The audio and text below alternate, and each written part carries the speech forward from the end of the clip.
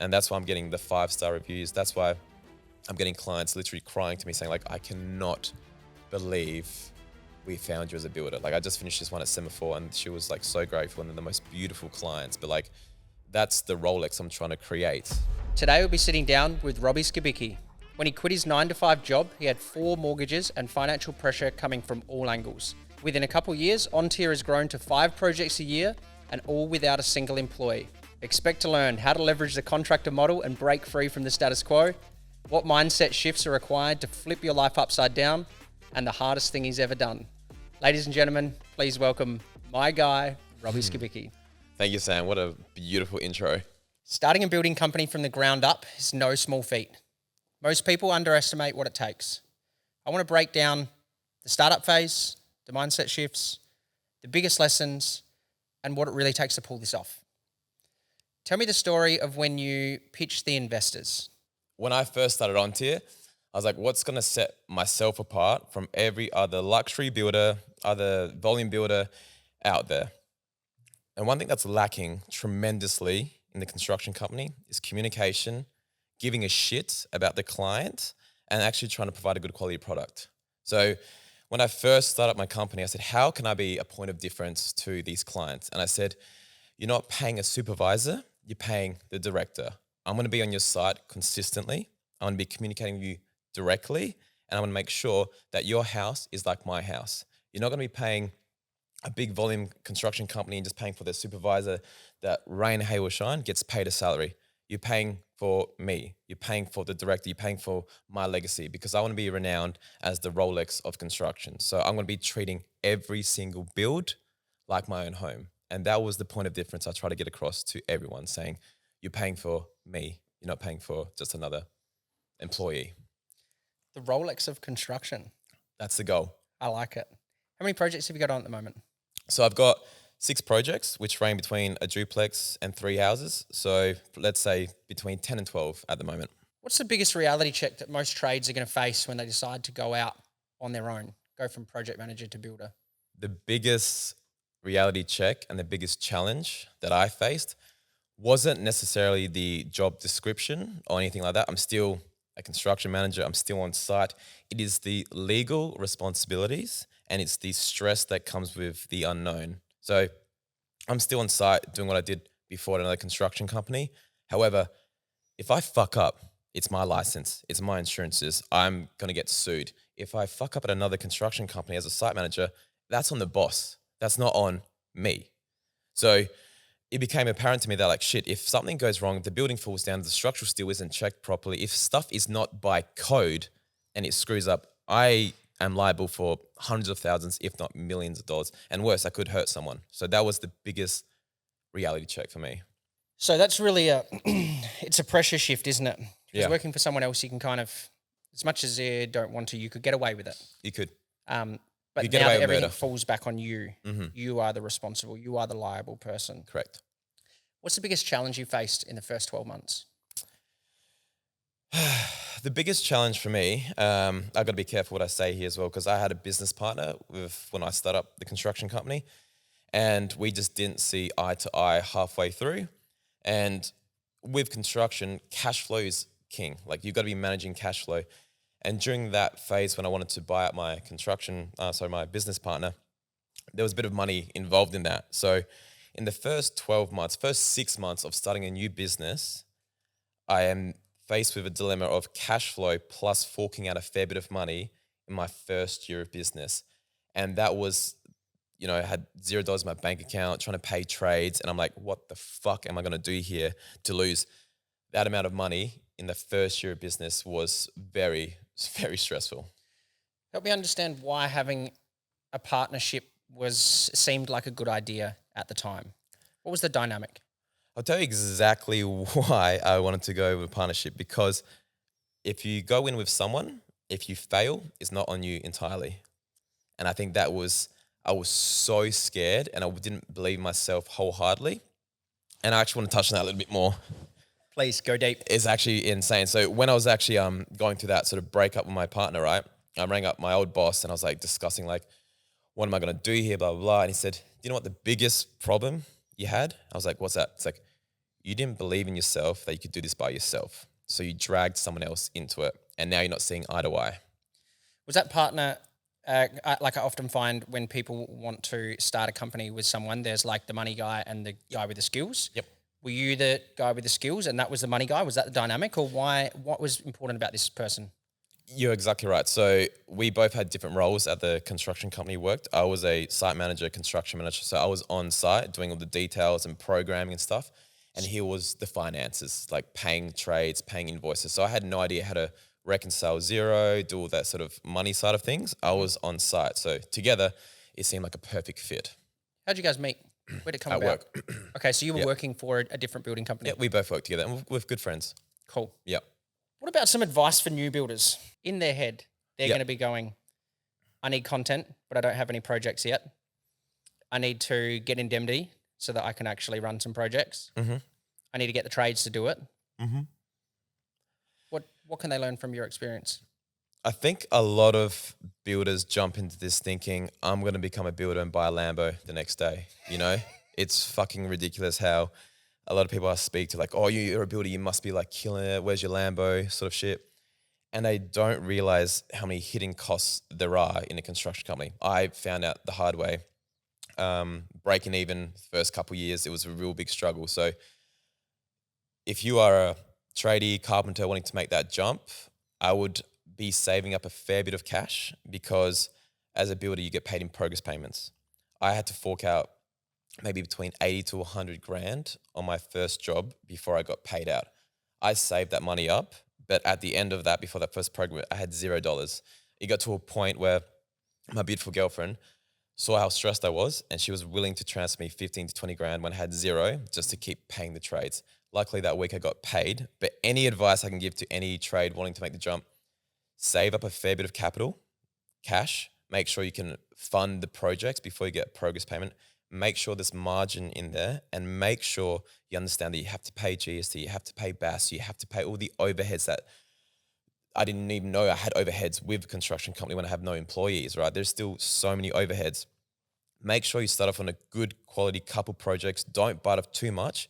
Succeed on those projects, understand everything, and then scale. How did you actually learn to price jobs correctly? So I was quite blessed. At the construction company I worked for before, I was a residential estimator for 2 years, and then I became a commercial estimator for a year after that before going into the role of site management, 2IC, site engineer, and construction manager. So I was very fortunate that in my progression at the other construction company, I learned all avenues, site management, estimating, and I'm very heavily into development. So once you've done it for a few years, you sort of just understand the numbers. So I'm in a unique position right now where I don't have an estimator, I don't have a CA, I'm everything. But when I look at a project, I can pretty much guess what it's going to be, and then I have to go into the finer details and then add in, this is going to cost this much, this will cost this much. But I am quite fortunate that I can almost look at a project and tell you within a couple $100,000, just looking at it, what it's going to cost. And then I dive deeper down and just add in the numbers. So do you then factor in what like a project startup cost is? Because circling back to the piece before, 100K wasn't enough to start the first project or the first couple, even to get the first progress claim. Is that something they need to factor in? No, so the way I price up all my project developments, I go out to market. So I price up, let's say I get 3 plumbing prices, 3 electrical prices, and I get a very concise number. So even though I can look at a project and estimate what it is, I go out to market. So my client will get the best price. I pick the best trade that I want to work with at that time.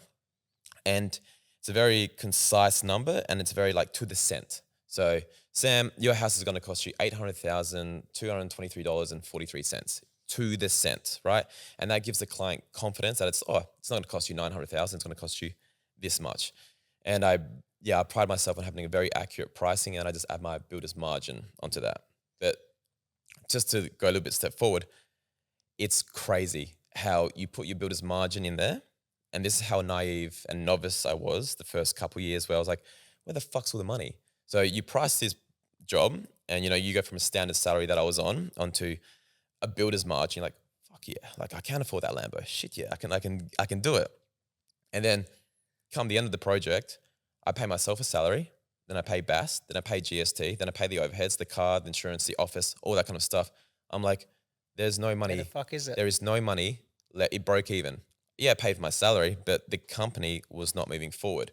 And it's so insane to finally understand that like this large number, which you think is like good profit, it's not profit. It's half of that. Yep. If not less. So that was the biggest eye opener for me, is like that's builder's margin needs to be high because we have a lot of overheads, occurring costs. But then if you can run multiple sites at the same time, then you can spread your overheads across them. Correct. And that's how you make a good enough margin for the Lambo. Good enough margin for the Lambo. And you've hit the nail on the head right there. So I was doing, 1 or 2 projects in my first couple of years, and you think it's good money, but then the overheads chew everything up and it's nothing. Where I'm in that sort of niche market is I'm not taking on too much work. I'm trying to scale sort of strategically. I'm trying to scale strategically where I can get the experience up, putting more runs on the board, showing everyone how good my projects are, how much I communicate. Like right now I've got 4 different clients, and every single one of them have their own WhatsApp group or Messenger group, and I text them and send pictures daily. And that's why I'm getting the 5-star reviews. That's why I'm getting clients literally crying to me saying like, I cannot believe we found you as a builder. Like I just finished this one at Semaphore and she was like so grateful, and they're the most beautiful clients. But like that's the Rolex I'm trying to create. It's that communication piece you were talking about. Yep, because working for other builders, you can't compare apples to apples because I'm a small builder, so I've only got a few projects. Bigger builders, when they've got 3, 4, 5, 600 homes, you can't get that same communication. You can't get that same level of quality. And the luxury builders who have got a few staff members, a few overheads, and a nice office, they are charging double my margin. So I feel like I'm in a quite niche spot where I don't have to overcharge. I still make some good money now. And just through word of mouth and reputation, it has tremendously increased this year. Is there a time in your mind where you're like, I'm going to pull the lever down, I've got my confidence together, I know what I can do, and explode? Or are you going to run it like this indefinitely?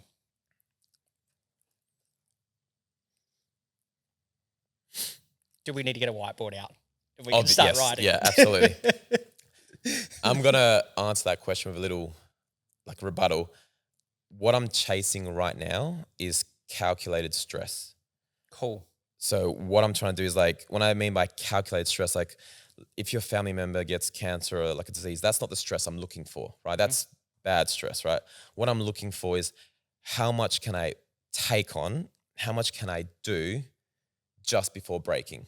This is your stacking reps to push yourself to understand how much pressure do I want to be under without killing myself for numbers on a page. Exactly right. So the exact same as the gym, you put your muscles under stress, they rip, they repair, they go stronger, they grow bigger. Good douche. The double flex. The double flex. Good I lose the camera.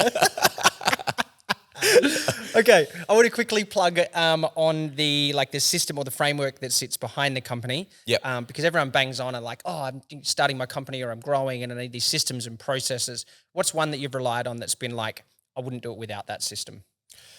Build Exact. Cool. Yep. Okay. So shameless plug there. Yep. So what was that? Shameless plug. Shameless plug. Build Exact and Xero. Cool. Is that what you're sort of talking about? Yeah, exactly. What are the things that you can leverage, and Build Exact's one of them for your project management? Yeah, Build Exact tracks all invoicing, where the job's sitting at. It's very user friendly, very color Gantt chart sort of thing. So if your project budget for timber is $100,000, right, and you spend $110,000, it goes red and it shows you where you're spending it. Vice versa, if it's under, you're got green bars. You're yeah, I'm winning in life, sort of thing. Cool. So things don't just get buried in past months. No. Nice. What about all the hats we have to wear? You've got to be a builder, you've got to be a salesman, you've got to do a bit of marketing, some operations, some finance. What role did you struggle with the most when you were stepping out on your own? The role that I struggled with the most, going back to when I split with my business partner, he was the CA, the Xero, reconciliation, invoices side. I was on the site with the hammer, all that side. I had never, ever paid a trade or contractor an invoice before.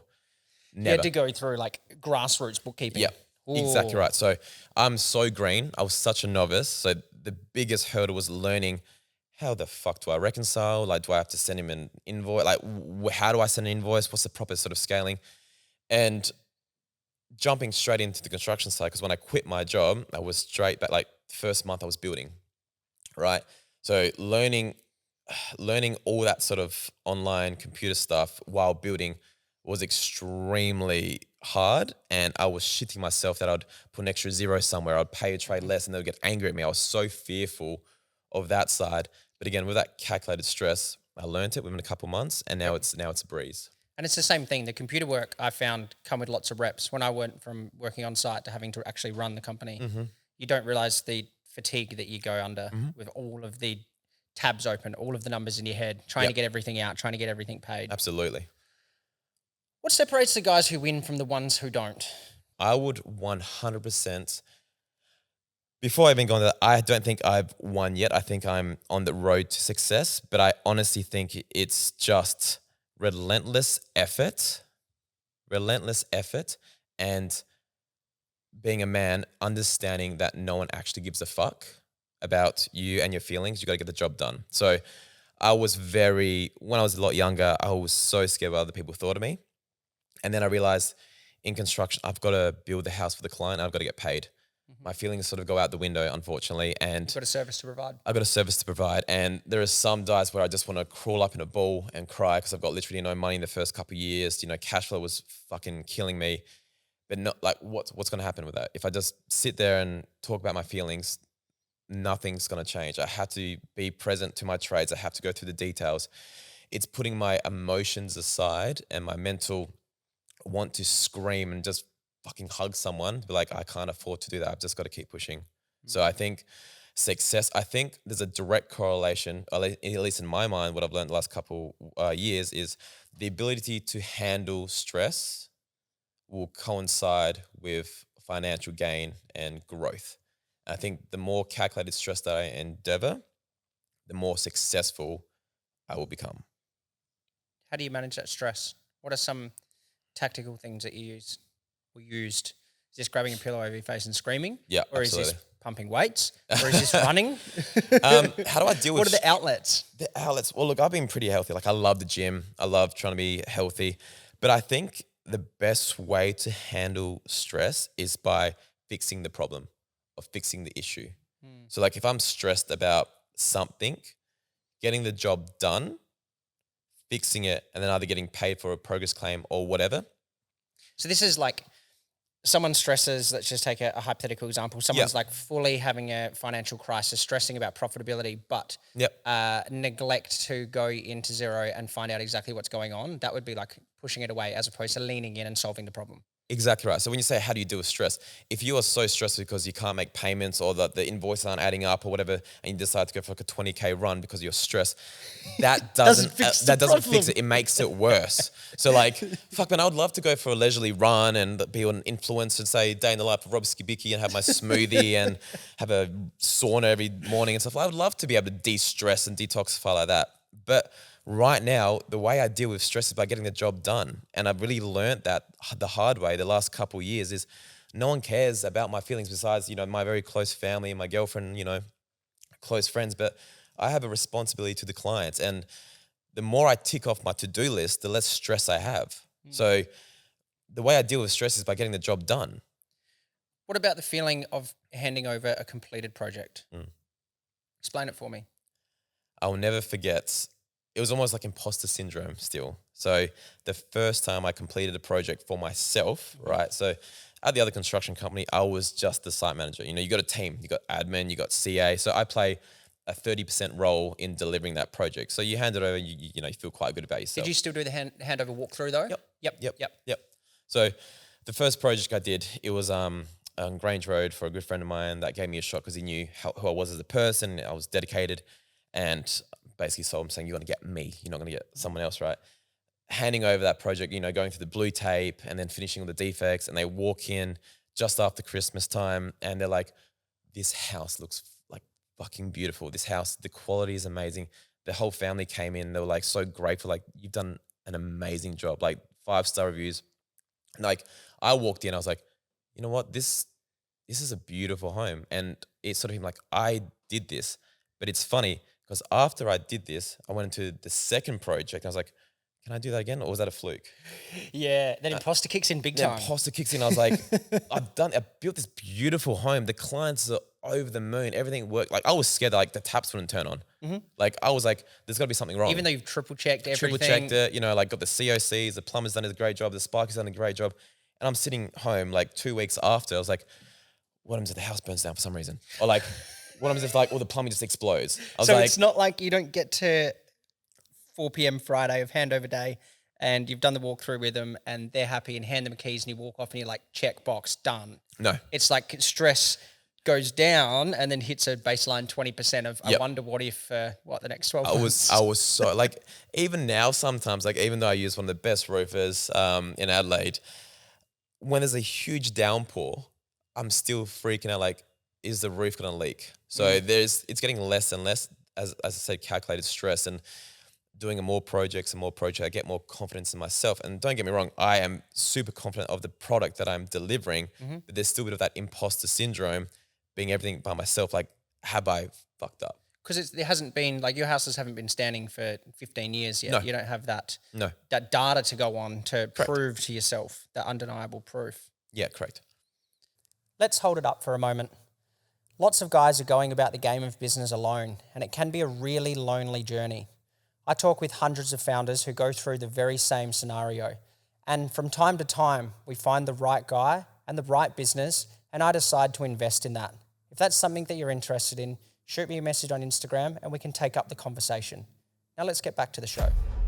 Big part of this leveling up game, or this whole business game in general, is seeking advice from the people ahead of you. Who is your biggest influence? I will probably say in the early stages on, Peter Flynn. Oh yeah. Peter Big Flynn. Pete. Big Pete. Yep. Shout out Peter Flynn. I would say very early on, he was the first person that gave me a shot on a commercial job. He was refurbishing Physio Fit, and he gave me the confidence I needed to sort of start my own construction company as well. And I wanted to move states basically and start up, like work for a bigger company for a bigger salary. And he's like, you've got the skill set to do this on your own. So he's the one that really pushed me to believe in myself. So saying, I've seen the work you do. I see how hard you work. Because I used to live with Pete. Yep. I was working 70 hours a week, never home, delivering a 40 house development at Bowden by myself as a construction manager. He's like, you are capable of doing a couple homes a year to start off I with. quoted that Bowden job for you. Oh, did you? That was a long time I wasn't ago. involved in that one. That was the CA side. If it was me, you would have got the job. Adelaide Tings. Adelaide Tings, baby. What was the So, yeah. What was the dynamic like from a mentor position? Like, did you guys catch up frequently, or did you just watch what he did and was inspired by him, or what was the dialogue or the relationship like? Okay, so from a mentor, so Pete gave me the confidence to back myself to start up a company and wish for bigger things, because the energy you're spending, you're building someone else's legacy. The energy you're spending, you can be building your legacy. So he was good for that. My mentor on all construction things would be definitely Paul, my old boss, right? He threw me in the deep end so hard at Bowden doing those 40 homes with little to no help. But it's either you sink or you swim like a champ, man. And I was swimming like Ian Thorpe, man. Like after that one, it felt really good. So him as a mentor, he taught me so many things to, again, believe myself in the construction side of things, because he let me have almost free reign. And he goes, Rob, you can manage this. So he taught me a lot. So mentoring side, the way that Paul ran his business was exceptional. I look up to him because he is a very switched on, smart man. So he taught me everything to do with construction. And I believe his work ethic, which he sort of pushed onto me in the company, has definitely followed through to my clients today, wanting to give them the best project on time, on budget, and great quality product.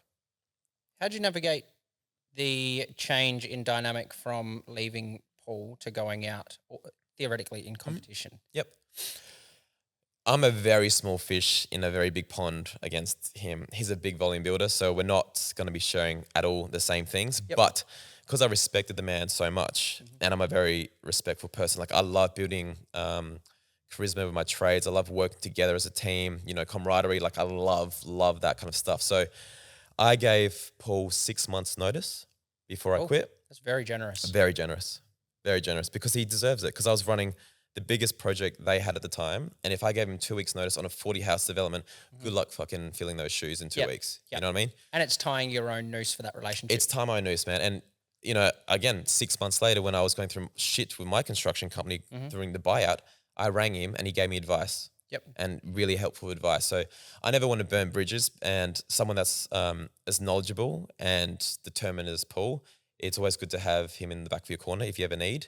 And it wasn't a very hard transition because I wasn't jumping ship for an extra $5,000 to another company. I respectfully gave him 6 months, but that's who I am as a person. I respectfully gave him 6 months, said I want to start up my own construction company and focus on luxury because that's what I'm sort of feeling in my blood right now. I want to shift it up a little bit. Yeah. Because we keep going back into the past, but I want to take it to now. Yeah. How many years in are we? This is my 3rd year. Cool. 3rd year. What are you working on yourself at the moment to stay ahead of the curve? What I'm working on, so the company keeps growing, is becoming more and more exceptional with organization. As I have, because you can imagine if you have one project, 2 houses, let's say a duplex, you got to book in the trades as they go. It's very sort of, straight and narrow. This trade follows this trade, follows this trade, follows this trade. And there's critical paths. But now that I've got 5, 6 projects going on, all at different stages, all different stages of the project, cash flow and organization becomes so crucial. If, for example, I've got to order windows, which is required a 50% deposit, and I've got no cash flow to do it, I've got to manage that. Or if I've got a few bills coming up, I've got to understand that I can't pay them yet, put them on like a 30-day account so I can pay for these ones, which is a more critical path. But then you've got to negotiate the relationship on the other side. Exactly right. With the trade or the client. contractor. Yeah. So the key part for me right now is becoming exceptional at organization and understanding critical paths and when to push and when to pull right now, which is crazy. Like I'm not trying to, becoming organized in one thing like a site manager is pretty straightforward. Again, booking this trade, booking this trade, booking this trade. When you're the CA, when you're the estimator, when you're doing all the accounts and you're the site manager, construction manager, you got to be organized in all different avenues at all different times, at all different things. So I was actually speaking to my contractor this morning when we were doing site prep. He's like, "Fuck, Rob, how many jobs you got at the moment?" Because he's doing all my concreting and stuff. And I was like, "Oh, it'll be 6 now." It's like, "You got anyone like working for you?" And I was like, "No." He's like, "Yeah, right. It's kind of fucked up." I was like, "It is. It's a perfect. It is. It's kind of explanation, fucked up." isn't and it? he goes, like very like nonchalant face. He's like, "And are you stressed?" I was like, I said the same thing. Calculated stress. Like I want to see how far I can go without breaking. And that's not as a detriment to my clients. Like I don't want to have the projects fall over. But right now, I can still go to the gym. I can still have a bit of a social life now and then. And I can get all the bills paid. I can get all the progress claims done. And all projects are being built within 10 to 12 months, all of them. So right now, still exceptional. And I'm not at the breaking point just yet. So you're doing it without anybody? Me, myself, and I. Who is there going to be someone joining the team? Is that the grand plan?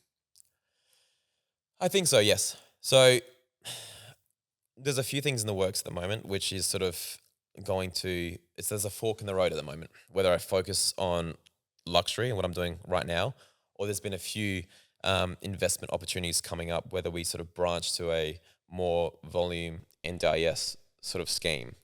Okay. How does that come about? How does that come about? Yeah. A lot of learning, because I'm not sure people know about this. It might be good to explain this, but like everyone sees NDIS as this lucrative, thing. Buy an NDIS home, you can get like $150,000 in. But it seems to be just like a blanketed term where everyone's like, "Oh, we should go and grab this grant to get into NDIS," but no one really understands the inner workings of what's available and what needs to be achieved. Exactly right, and no one understands it. So I've been secretly working on this for 2 years. So secretly. This is out now. This is out now. Oh my god! Cut that. Just bleep. I've been working on beep. Do you mind sharing your research? Yes. So what is the intention? my business partner, I won't say his name just because he might not want to be mentioned, but I brought this to him 2 years ago. So like, there's a lot of money to be made in this, and fuck, I was so naive, because there is a lot of money to be made in NDIS, but you got to tick all the boxes. You got to have all the licenses. You got to have accredited you got to have accredited builders, which I am now accredited. You got to have accredited plans. You got to go through such a process. I got accredited to look after NDIS people as well, which I realized I didn't need to do. I lost a lot of money. I spent a lot of money learning every single stage of NDIS. And we're now at the point where we have great approvals. We've got good assessors. We've got a good accreditation team on us. We've got the A team basically around us to provide me as the builder luxury, like I said, Rolex luxury NDIS homes. And we are filling the gap, because a lot of people are building these NDIS homes and they buy a shitty block in the fucking Bronx where no one wants to live, and they build a shitty, just tick the box house, and they want, they want $150,000 return in rent, or they want to sell it for $1 million, and it's a shit box in the middle of nowhere, but it ticks the NDIS box. And because there's such a shortage right now, these people, these desperate people that need housing, are forced to live in these homes, right? Okay. We're trying to switch that. We're trying to turn it basically on its head, where we're going to buy in the blue chip suburbs, Norwood, like good places in Modbury, Unley. We're building very high-end, bespoke, luxury NDIS homes, because I guarantee you, this is the way I'm looking at it, I guarantee in 2 or 3 years' time, when there's an oversupply of these SDA NDIS homes, right? The way the NDIS is working is the tenant gets to pick the house. So they're not just given a house like, oh, hey, Bob, you can live here. No. Bob gets to pick the house. And then your houses will be in demand. Exactly right. So the vacancy rate is going to go down. And don't get me wrong, the rent is good. But yes, I have to pay a little bit more for the land. I have to pay a little bit more for the build. But we're going to be filling a gap in 2-3 years where all the houses further up north that are just shit boxes won't be tenanted out, and they're going to want to live in Unley. They're going to live 10 kilometers outside the CBD. Yes, it's going to cost us a lot more money, but if you have a 30-year tenancy agreement, paying good rent, who comes out on top? And also, one thing that's disgusting about like the NDIS thing, when I talk to providers and stuff like that, one thing they've said to me is like, why are you spending so much money on these houses for them? And I get so... Because they're in it for economics, not for the greater good. As a developer, what do you want to achieve in a development? Obviously, you want the maximum return for the money you put in, right? The biggest ROI. So it makes no sense to buy an expensive block and put an expensive home for the same rent you can potentially get from a house, which is going to cost me $500,000 less, right? So everyone's like, why are you building these like beautiful homes for these people? And I get so pissed off because like, someone could be in a car crash and lose both their legs, right? He's a person, she's a person, and they deserve a good home. And that's what does my fucking head in, when people like, they think about the dollar, they think about the thing, and they're not even thinking about the person they're building the houses for. So they're not thinking about the client. They're not thinking about the client. From the client. And I think that's why I've sort of seen success now in my 3rd year with these luxury homes, because the reputation of me communicating daily, actually doing the 1% is giving, like I don't charge variations. I just want to have a good quality home. I want to take that model and put it into the NDIS scheme. So to answer your question, will there be future employees?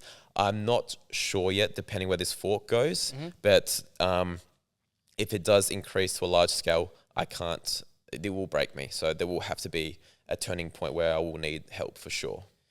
This NDIS area, walking the road, does this scratch a greater itch for your sense of purpose? Oh, yes, it does scratch a greater itch, but not for the reasons you probably think.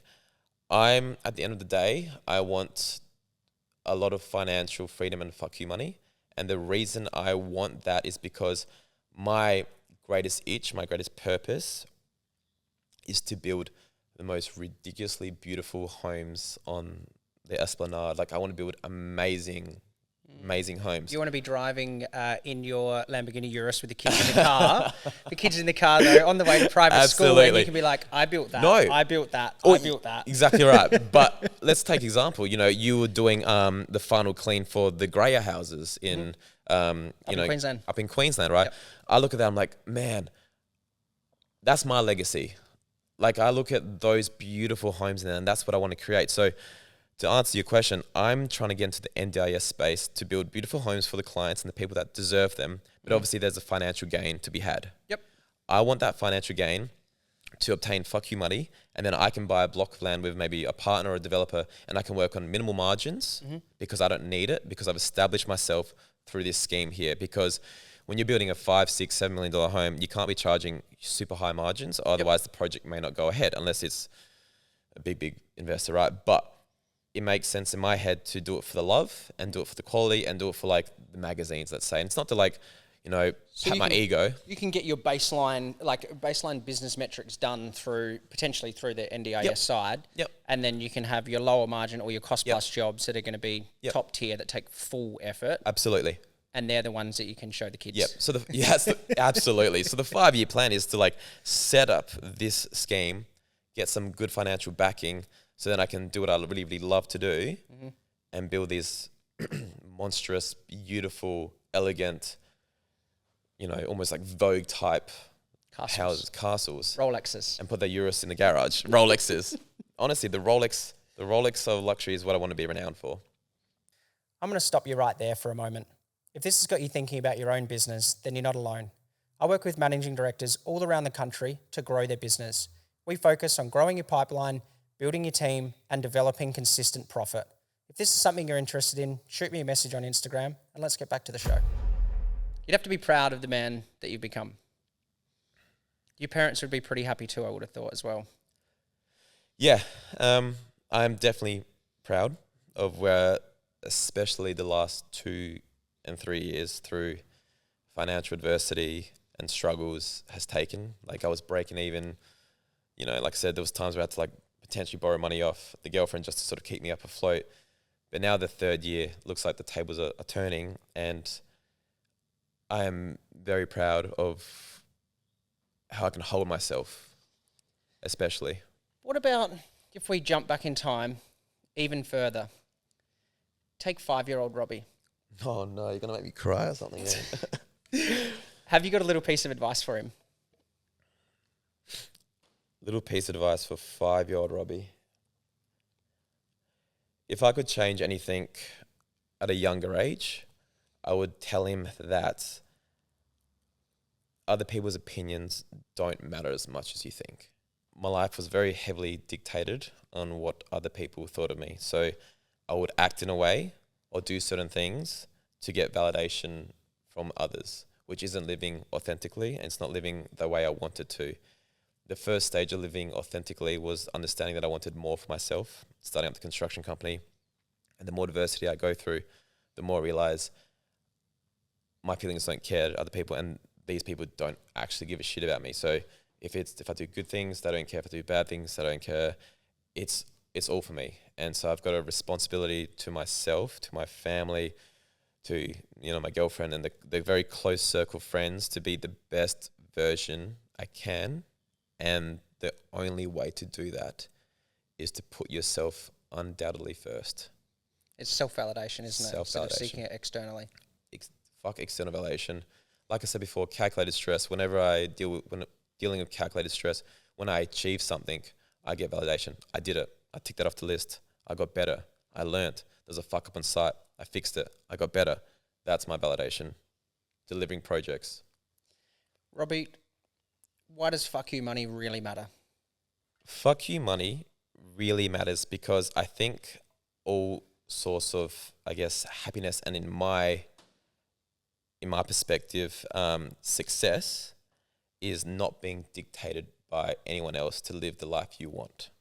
So what I mean by that is, if I've got a really annoying client that's busting my balls and is causing me stress and anxiety because unreasonable or outside sources which is causing me stress, I want the fuck you money to be like, I don't need your paycheck. I don't need your job to do what I want to do.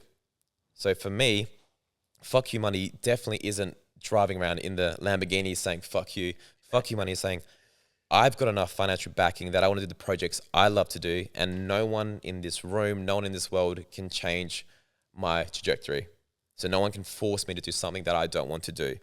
And of course, I had to eat shit for the first couple of years. I had to pick up projects which were challenging and hard. And along my whole life, I've done stuff which you need to do for the money to put food on the table. It's the eating frogs, isn't it? Exactly right. But I don't want the long-term game is fuck your money is important to me, so I can do the projects, like I said, on the Esplanade, these massive $1 million projects, work at a minimal margin because I want to do it for the love. I don't need the paycheck. I want to do stuff which invigorates me, is purposeful, is passion. And I think fuck your money is so underrated, where people are like, oh, you know, you just want money to like buy cool things. Like, no, I want money so I have freedom. So I don't have to work for someone that I don't want to work for. Because even though I've got my own construction company, I still have clients, right? And, you know, I'm really blessed that the clients are all very, very great people, and I've become good friends with all my clients. But like still, there could be a point of time where like I'm pushed into a corner where I don't want to be. And if I've got that money, fuck you. Robbie Skibicki, I appreciate you. I appreciate you, man. Thank you for joining me.